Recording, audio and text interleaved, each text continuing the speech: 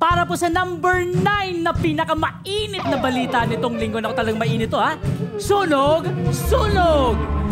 Siyempre po, malapit na naman po ang Disyembre, Kapaskuhan, at siyempre marami na namang sunog dyan! Nako! At kamakailan lang, merong 3 sunog na naganap! Yay! Kaya po para sa ating balitang number 9, sunog! Sunog!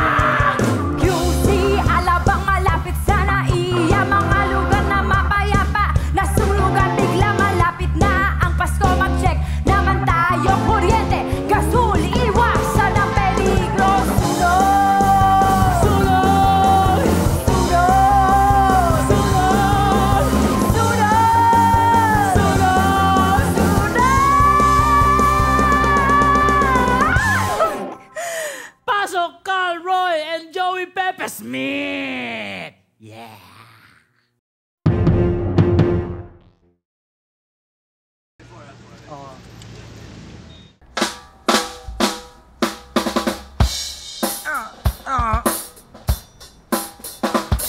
Iwasan ng sunog ngayong Pasko at bagong taon.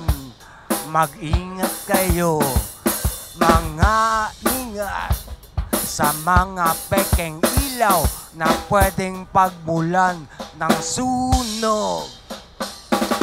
Baka ang buhay nyo ay maaagaw, mga pangarap nyo'y ay maduduro. Gumamit ng dekalidad, isipin nyo ang seguridad. Hindi porket mura, maganda. Malamang mura kasi walang kwenta. Walang kwenta. Hey, hey.